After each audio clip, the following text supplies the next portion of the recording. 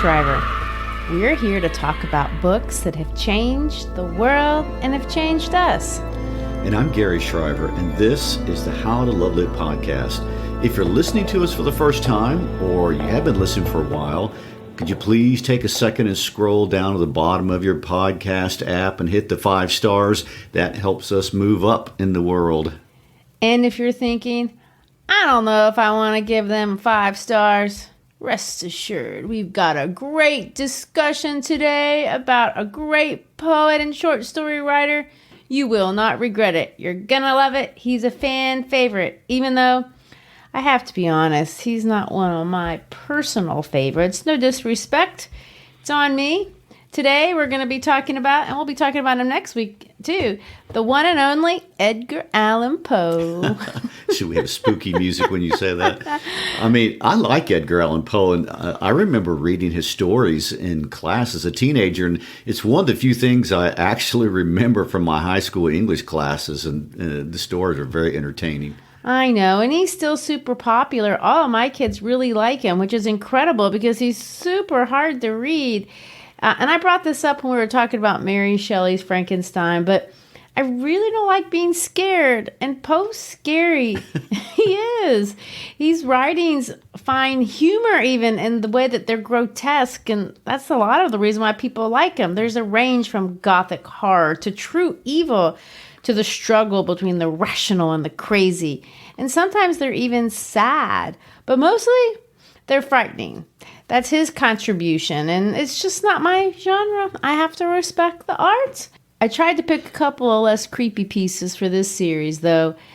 I don't want to go down that road of burying people alive, and he can do that. Well, in that case, thanks for taking one for the team for this special holiday series. And if you're listening to this in real time, we're doing Edgar Allan Poe this week and again next week, because here in the United States, it's Halloween, one of the absolute biggest holidays of the year. And in most of Latin America, just south of us, it's followed up by the Day of the Dead. So it's all in the spirit of community, which in Memphis, to be honest, Halloween is more about community than anything else. That is true. I know that's true. Even in the year of COVID, houses are decorated and candy's been purchased, and everyone's in the spirit of getting outside and seeing your neighbors that you really don't see much during the year. And I would like to point out, it's the only time of the year where begging for food door to door is allowed once a year. Well, at least it's socially acceptable as the best way to spend your evening. Sure. I mean, you show up at somebody's house on March 12th and ask for food, it's not going to be well received. No. But at Halloween it is. Well, anyway, my son Ben and his wife Rachel, they live on a street where the decorations and the trick-or-treating is serious and competitive business. They have made a special COVID candy chute, so kids won't have to come all the way up to the door this year. So they're going to send candy down a chute they made out of plumbing pipes into the buckets of the trick-or-treaters. And that's true innovation and effort for the season. So kudos to them. So Christy, think of that instead of all the gore this week as we highlight the popular short story, The Cask of Amontillado. And next week, the very popular poem, The Raven. And per our usual, let's start with the life and times of a very interesting Edgar Allan Poe. Yes, and I know we could talk really for an entire episode just about his life, but the Cask of Amontillado really is interesting. And so we are going to just highlight a few things from Poe's life, then we'll talk about his mysterious death next week. Maybe we'll circle around and catch some more fun facts next Halloween, and maybe I even feel brave enough to tackle a creepier story. But this is a good one. Poe's life had so many self-sabotaging events, and it very much mirrors the chaos and gore that so often characterized his writing. Lots of people have questioned whether he was mentally ill. Gary, do you have any thoughts on that before we start to illustrate what I'm talking about? Let me say that it goes without saying that you cannot, and I haven't seen any articles from any real legitimate sources that medically diagnose a person who is not alive. And since Poe died in 1849, it's nothing but speculation. At that time, people used the expression that someone was mad, but science has evolved significantly since those days, and we do understand a lot about what haunts us as humans. And from his writings, we can see a lot of this reflected in his world. And today, there are treatments that can really help change the course of people's lives, like who back then would be condemned to just feeling lonely and estranged and depressed, and things that, Poe powerfully illustrates in his stories. And I will say that genius and insanity, some would say, is often entwined. Like, it is in Back to the Future, the mad scientist. Okay. Opposite sides of a coin, if you will. Yes.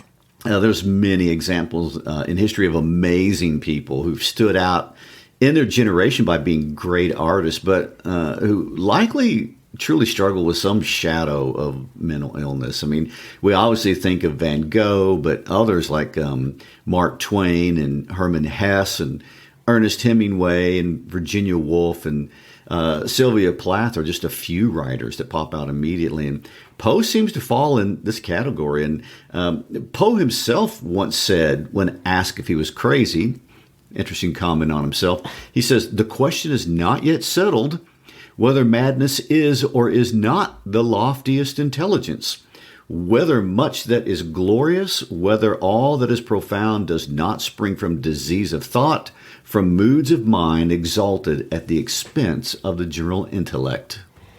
Wow. And that's actually really insightful for a person, if you think about it. He predates psychology. I would like to point out, we've been saying for as long as we've been doing the podcast that the best writers were amateur psychologists. They did not really know what they were looking at, but they could describe it in writing. And of course, people respond to that by saying, "Yeah, I know exactly what that person's like." And so I do want to go on and say, and be clear about this, there's no one that claims that mental illness promotes artistic talent. That's a notion we don't get into, and it's a generalization that trivializes some serious medical conditions, and it also discredits artistic genius that it's innate to other artists. And having said that, there does seem to be some correlation between some disorders and the ability to create incredible art, especially in artists who suffer from bipolar depression and bouts of hypomania. I mean, there's reason to believe that these artists, because of their hypomania, experienced enhanced rates of original thought, which is an interesting idea. They can experience unusual creative thinking, increased productivity. There's evidence that suggests that these artists also experienced increased fluency and frequency of thoughts. That's another great idea. They often tend to rhyme and use other sound associations, such as alliteration and musical things like that. And sometimes there's something called clang associations that can figure into that. And it seems that for some creative people who are already gifted, manic depressive illness provides an opportunity to actually produce art, because during these times, they don't require much sleep. They can focus intensely, vigorously, and even with great confidence of thought on their art. And I read one researcher who concluded that contradictory mood swings, when they are harnessed, enhance the artist's already innate ability to accurately see and reflect truth in nature and humanity in a way that those without these biological issues simply cannot even detect or feel, much less put into words. Wow. So what you're saying is, if you are already a genius, an artistic genius, this disorder could actually help you enhance your genius into works that maybe you otherwise wouldn't have been able to do? Yes, that is possible. And see the world from a perspective that others simply cannot see.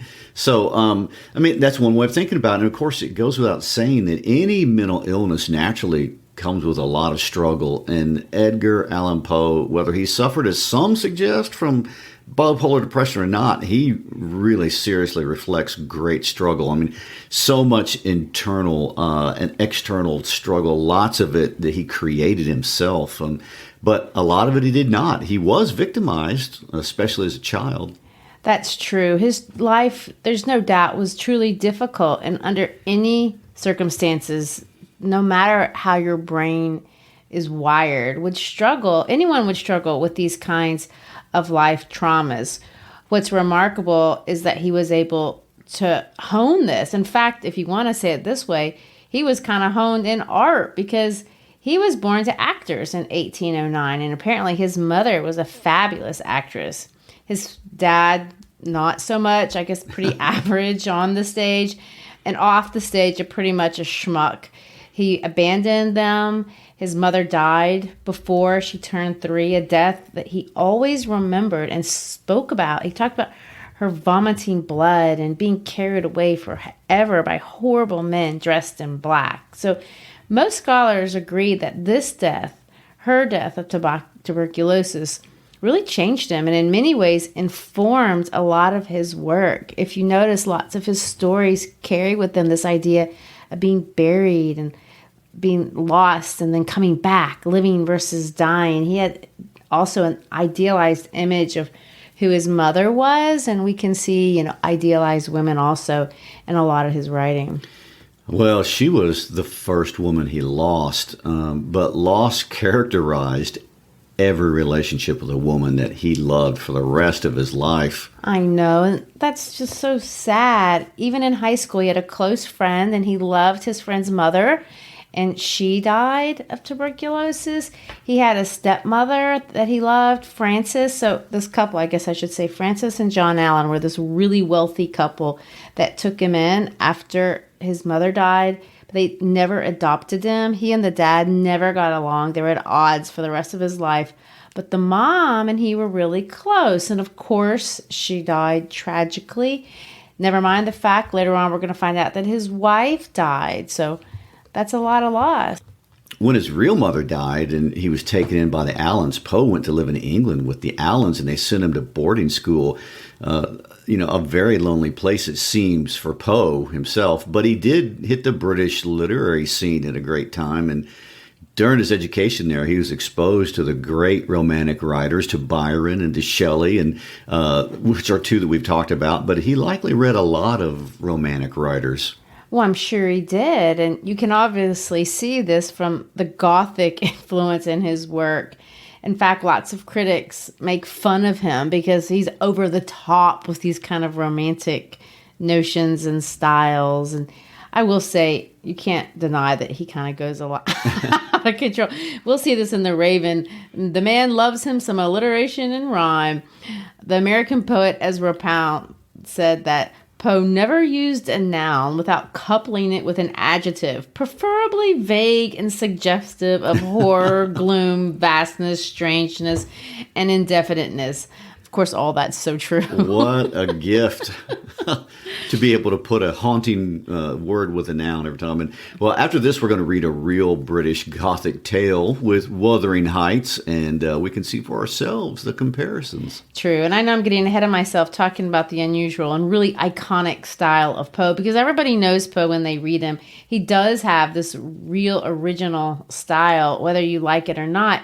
He refers to a lot of bold colors, black, white, red. He uses long words on purpose, Latin type words, when he could use short words. For example, you would never be sick with Poe. You would be suffering from a malady. So that kind of thing is just all over the place. Well, contrived right or not, he was clearly extremely bright. And when it came time, Poe managed to get admitted into the University of Virginia, where he studied French, Italian, Spanish, Latin. Obviously has a gift for language. Yes, for sure. In every way. And he was doing really well until he self-sabotaged. And he got mad because Mr. Allen wouldn't give him enough money to live off of. So by way of getting back, he took up gambling and he ran up debts and got himself repeatedly drunk to the point he got thrown out of school.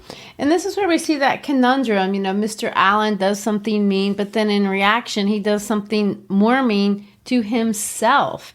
This was the first mess that he makes like this, but this isn't going to be the last. His relationship with alcohol is also particularly bad. He can't handle it. After leaving Richmond, he goes to the army. And again, he starts off doing really, really well because he's really smart, and he moves up the rank to regimental sergeant major, which is as high as you can go as an enlisted person. So he goes to Mr. Allen and asks him to help him, and he does, and he gets him an appointment at the very prestigious West Point Military Academy. For sure. But, of course, he does well until he self-sabotages again. Again, because Mr. Allen won't give him money. Well, he starts skipping classes, and he got himself court-martialed for gross neglect of duties. Poor Poe. I mean, he just is lost, and we see this how he just floats around. He can never even find a place to settle down. He moves from city to city, and this is going to be what happens for the rest of his life. He's going to move to New York. He can't find a job there. Remember, this is one of those days in the old days where if you don't have food, well, if you don't have a job, you don't eat. There's no such thing as public assistance. So he reaches out to Mr. Allen. Mr. Allen, nothing. Which, by the way, Mr. Allen's really, really wealthy. I also want to point out that although I make it sound like he's floating around idly, he is writing, and he's producing a couple of books of poems. But you can't make money as a writer in those days. You can barely make it these days. Eventually, he moves to another city, Baltimore, to live with a relative, a woman by the name of Mrs. Clem, his aunt. And he gets a little bit of luck because he gets a short story published.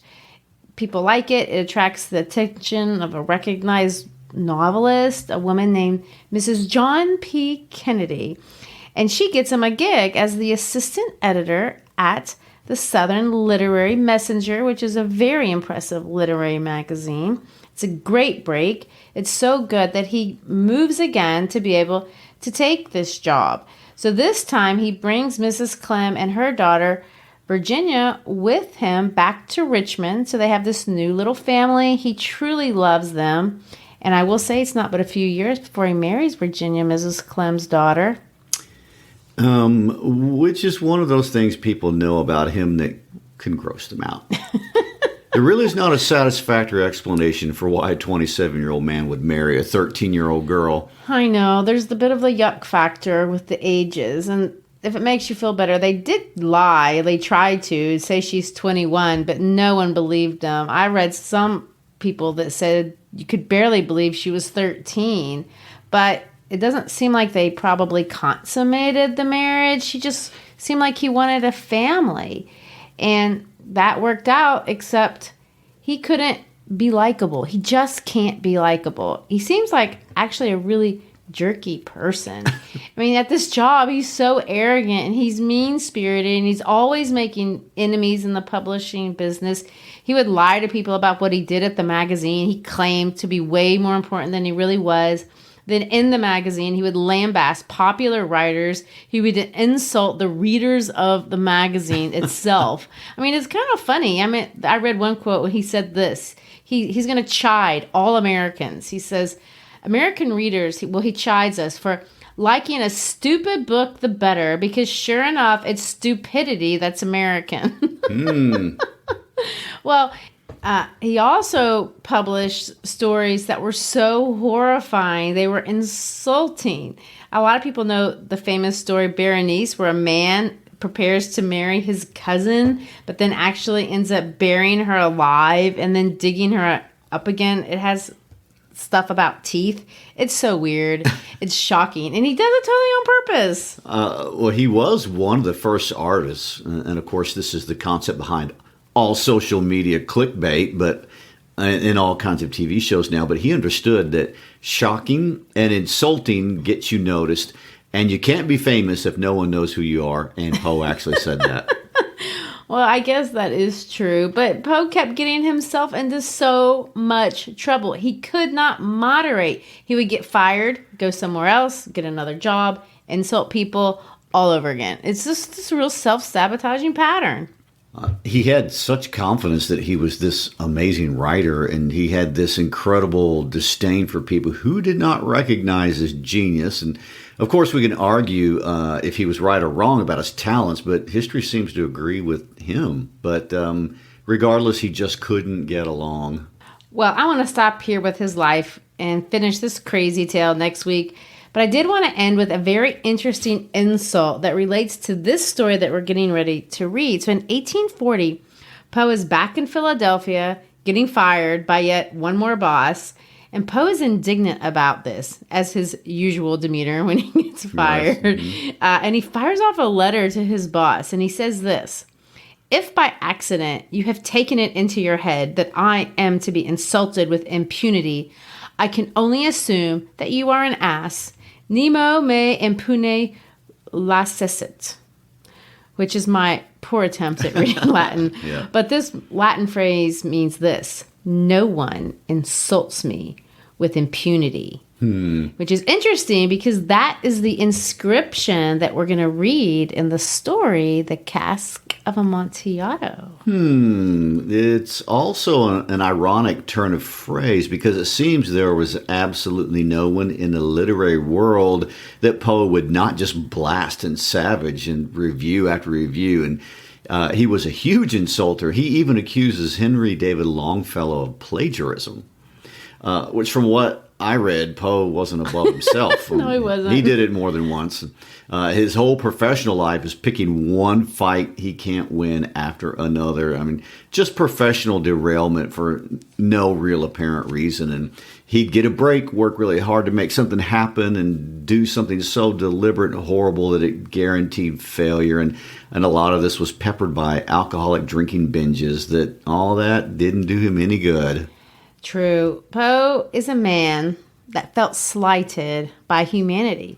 He was robbed, at least in his own mind. You can argue if he was robbed or not, but in his mind, he was robbed by the literary success that really was his birthright because of his true brilliance. There were those who were far worse than him, less talented than him, but they were getting more results than him, more money, more fame. It's no wonder that by 1846, he would write what would become one of his most famous stories. And it's a story that really channels this feeling we've all experienced, if we're honest, from time to time, when someone who is lesser than us becomes more successful and they don't recognize that their success is not earned. This person looks down on you. They have an inflated sense of themselves. And in this story, that kind of person gets what they deserve.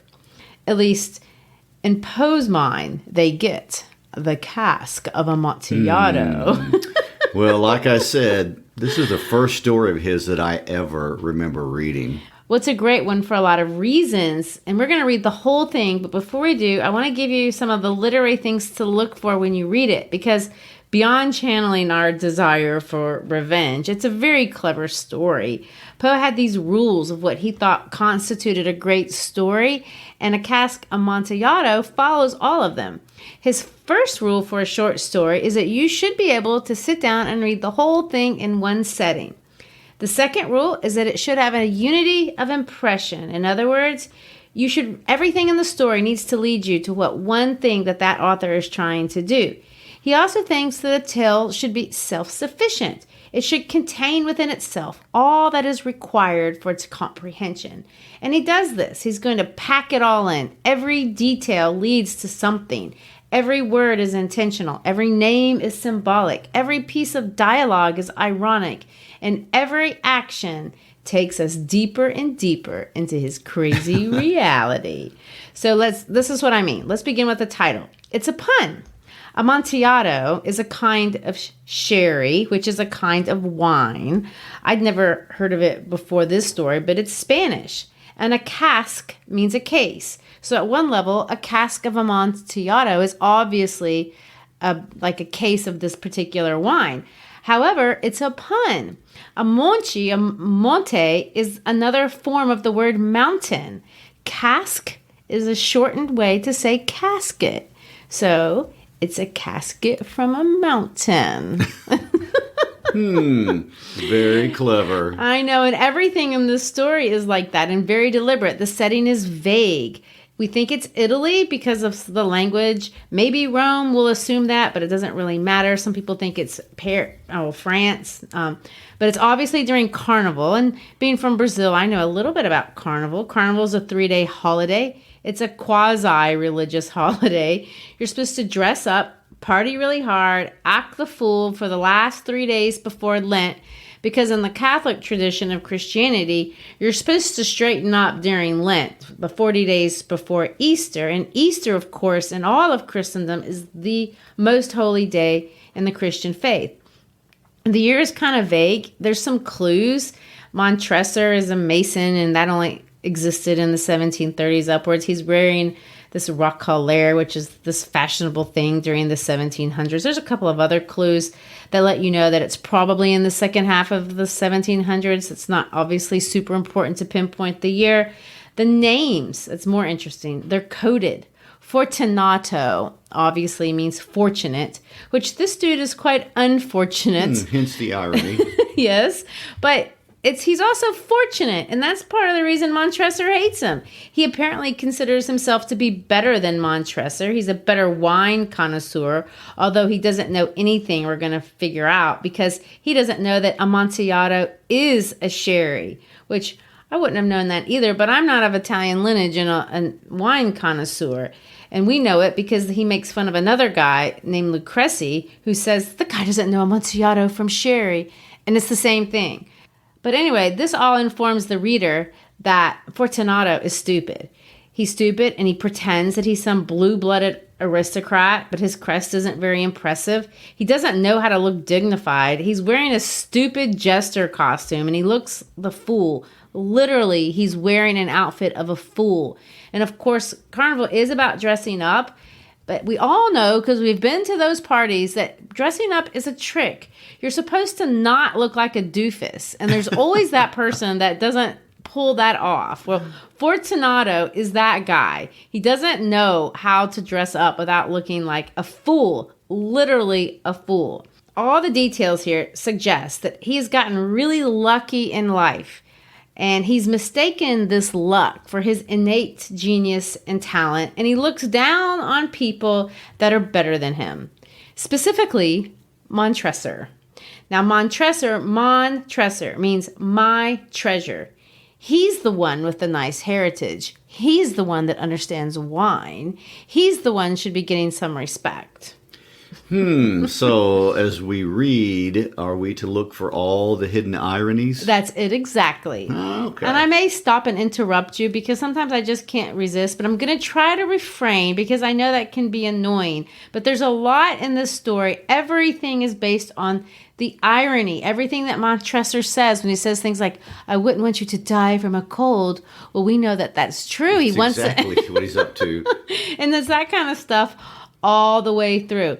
Even the first sentence is something to notice because it's a thesis statement, like in an essay.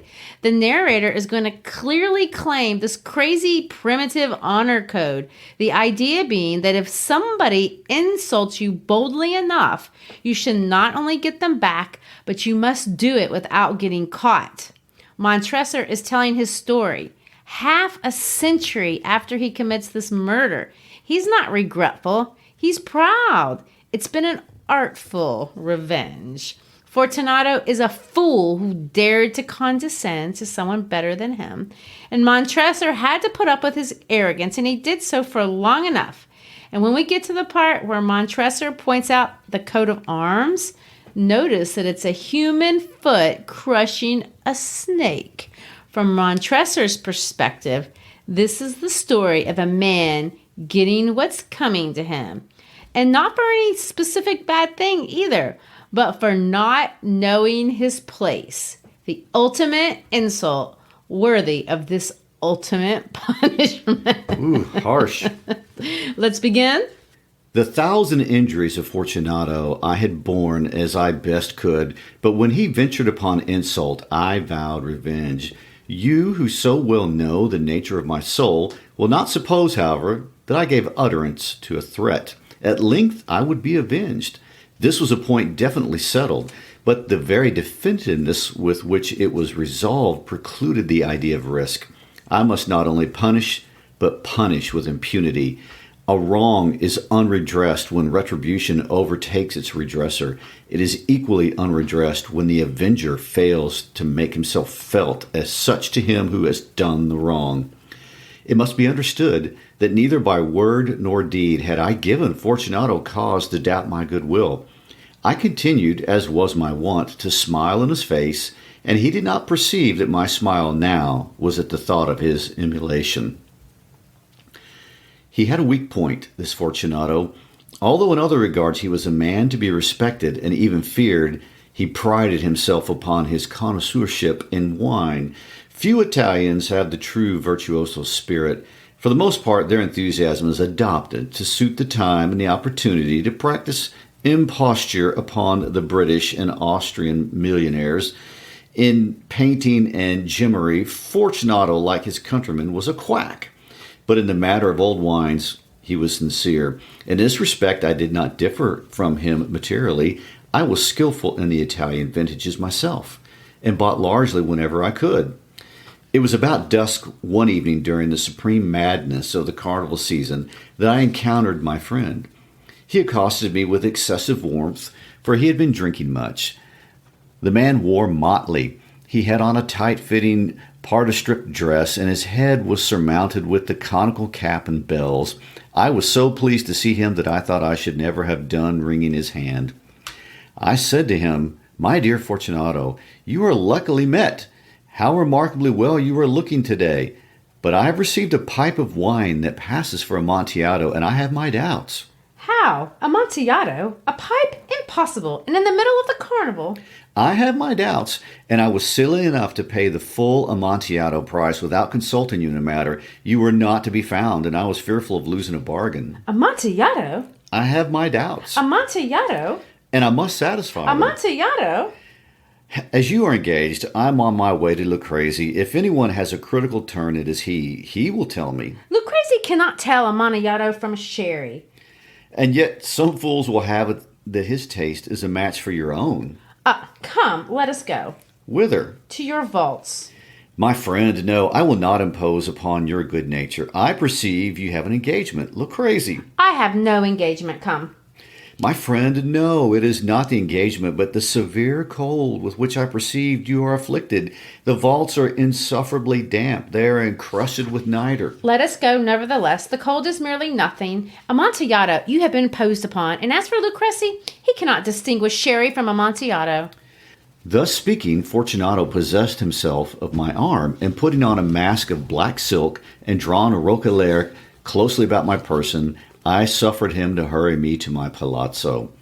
There were no attendants at home. They had absconded to make merry in the honor of the time.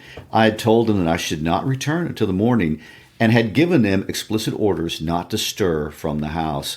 These orders were sufficient, I well knew, to ensure their immediate disappearance, one and all, as soon as my back was turned. I took from their sconces 2 flambeaux, and giving one to Fortunato, bowed him through several suites of rooms to the archway that led into the vaults. I passed down a long and winding staircase, requesting him to be cautious as he followed. We came at length to the foot of the descent, and stood together upon the damp ground of the catacombs of the Montresors. The gait of my friend was unsteady, and the bells upon his cap jingled as he strode. The pipe. It is further on, but observe the white webwork which gleams from these cavern walls. He turned toward me and looked into my eyes with 2 filmy orbs that distilled the rheum of intoxication. Niter? Niter, I replied. How long have you had that cough? My poor friend found it impossible to reply for many minutes. It is nothing. Come, I said with decision, we will go back. Your health is precious. You're rich, respected, admired, beloved. You are happy as once I was. You are a man to be missed. For me, it is no matter. We will go back. You will be ill, and I cannot be responsible. Besides, this is Lucrezi. Enough. The cough is a mere nothing. It will not kill me. I will not die of a cough. True, true. And indeed, I had no intention of alarming you unnecessarily, but you should use all proper caution. A draught of this medic will defend us from the damps. And you notice he won't die of a cough. Here I knocked off the neck of a bottle, which I drew from a long row of its fellows that lay upon the mold. Drink, I said, presenting him the wine. He raised it to his lips with a leer. He paused and nodded to me familiarly with his bells jingle. He raised it to his lips with a leer. He paused and nodded to me familiarly while his bells jingled. I drink to the buried that repose around us. And I to your long life. He again took my arm and we proceeded. These vaults are extensive. The Montressors were a great and numerous family. I forget your arms. A huge human foot d'or on a field azure. The foot crushes a serpent rampant whose fangs are embedded in the heel. And the motto? Nemo me impune licessit. And remember, that's the line that he said from the boss. And I probably said it as improperly in Latin as you did earlier. Good, he said. The wine sparkled in his eyes and the bells jingled. My own fancy grew warm with the medic. We had passed through long walls of piled skeletons with casks and puncheons intermingling into the inmost recesses of the catacombs. I paused again, and this time I made bold to seize Fortunato by an arm above the elbow. The nitre, I said, see, it increases. It hangs like moss upon the vaults. We are below the river's bed. The drops of moisture trickle among the bones. Come, we will go back ere it is too late. Your cough. It is nothing. Let us go on. But first, another draught of the Medoc. I broke and reached him a flecken of de Grave. He emptied it at a breath. His eyes flashed with a fierce light. He laughed and threw the bottle upwards with a gesticulation I did not understand. I looked at him in surprise. He repeated the movement, a grotesque one. You do not understand. Not I. Then you are not of the Brotherhood. How? You are not of the Masons. Yes. You? Impossible. A Mason? A Mason. A sign. It is this, I answered, producing from beneath the folds of my roquelaire a trowel. You jest. But let us proceed to the Amontillado. Be it so, I said, replacing the tool beneath the cloak and again offering him my arm. He leaned upon it heavily. We continued our route in search of the Amontillado. We passed through a range of low arches, descended, passed on, and descending again, arrived at a deep crypt in which the foulness of the air caused our flambeaux rather to glow than flame. At the most remote end of the crypt, there appeared another less spacious. Its walls had been lined with human remains, piled to the vault overhead in the fashion of the great catacombs of Paris.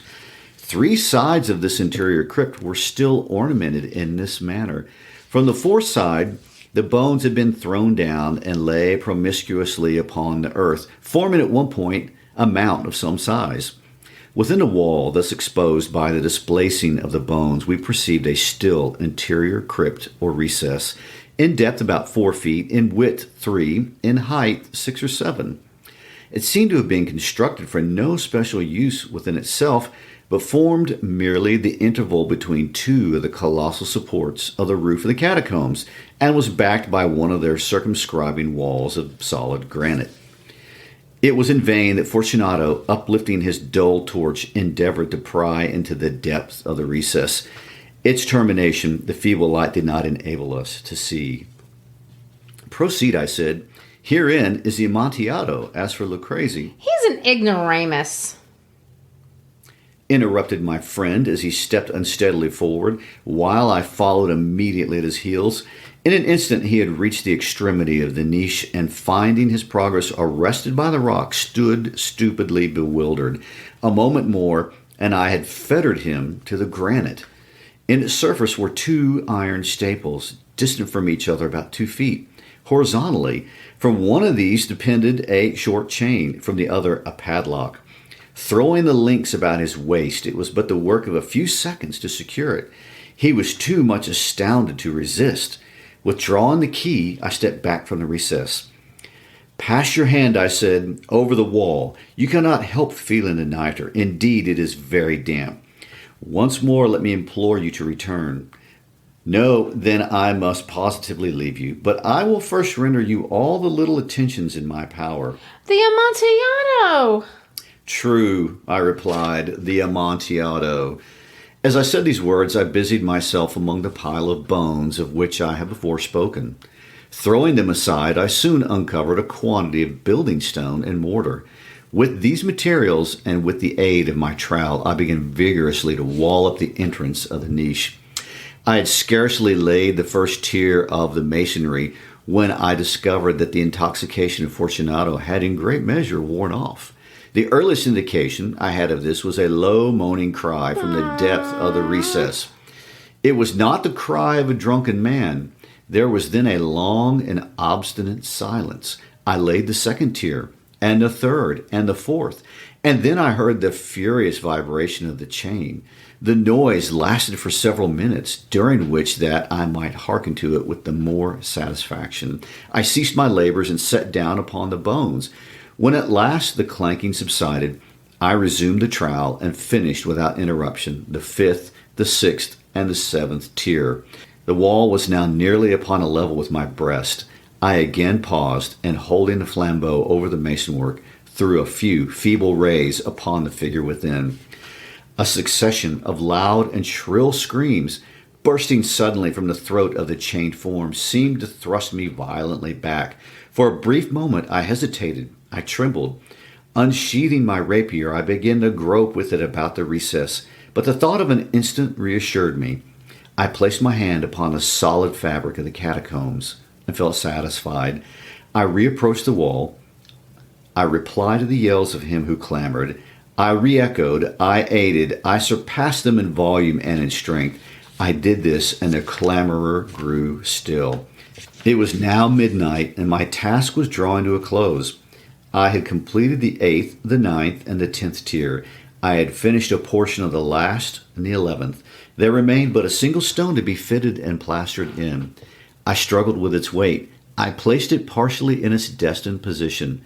But now there came from out the niche a low laugh that erected the hairs upon my head. It was succeeded by a sad voice which I had difficulty in recognizing as that of the noble Fortunato. The voice said, A very good joke indeed. An excellent jest. We will have many a rich laugh about it at the palazzo. Over our wine. The Amontillado. Yes, the Amontillado. But isn't it not getting late? Will not they be awaiting us at the palazzo?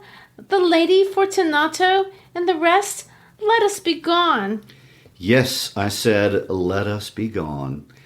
For the love of God, Montresor. Yes, for the love of God. But to these words I hearkened in vain for a reply. I grew impatient. I called aloud, Fortunato! No answer. I called again, Fortunato! No answer still. I thrust a torch through the remaining aperture and let it fall within. There came forth in return only a jingling of the bells. My heart grew sick. It was the dampness of the catacombs that made it so. I hastened to make an end of my labor. I forced the last stone into its position. I plastered it up. Against the new masonry, I re-erected the old rampart of the bones. For the half of a century, no mortal has disturbed them. In pace requiescat. Pretty gruesome story. Well, I don't know if I should say peace out on that note. Oh, I don't know. But thanks for being with us today. Check us out on our How to Love Lit podcast page, our Facebook page, our pod page, and our Instagram page. And for real, peace out.